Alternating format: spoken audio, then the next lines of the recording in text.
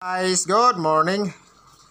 Ngayong araw guys ay meron tayong talbos ng kalabasa. Ito yung ating lulutuin ngayon. Yung iba hindi alam paano gawing gulay ito.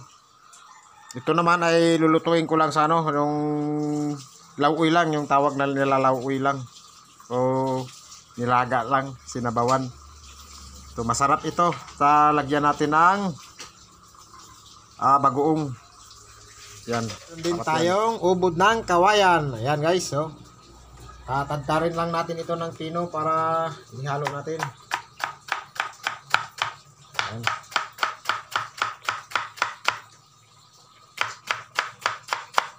Ganito lang yung pagkatadtad ng gulay na kawayan. Ubod.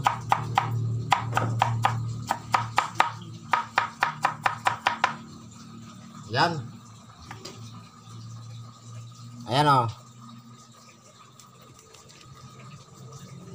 parehas yung pagkaputol niyan Yan guys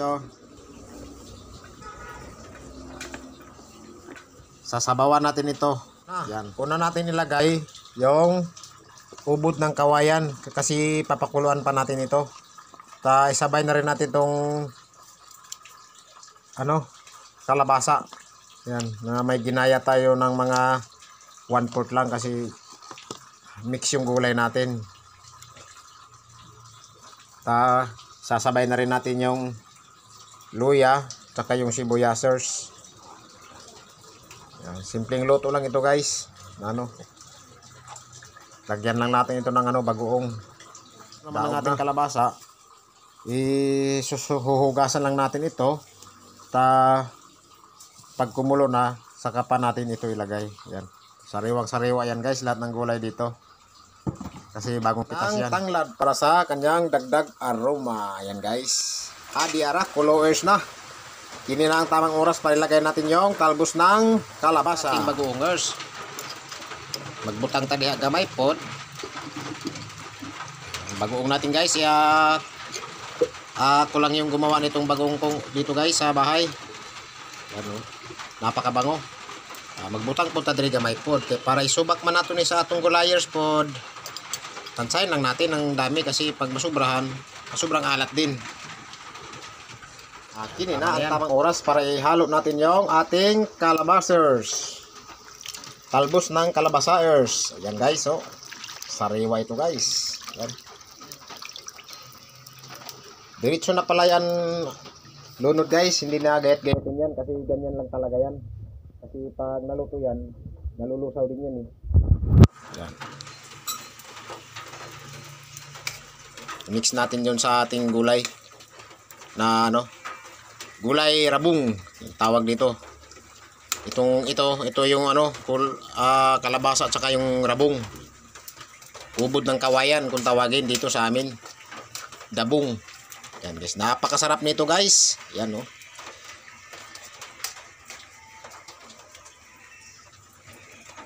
Diara ang tamang oras para itagak na to ang ating makapangyarihang bagoong. Yan guys, mahiwagang bagoong, ikaw nang bahala magpapalasa sa ating nilulutong gulay. Ayan guys, halo mix na gulay, rabong at saka talbos ng kalabasa. Wa na mga naging impormahan diba? Guguslaer naman yun. Magic sarap ang pinakabida sa ating niluluto guys. Yan.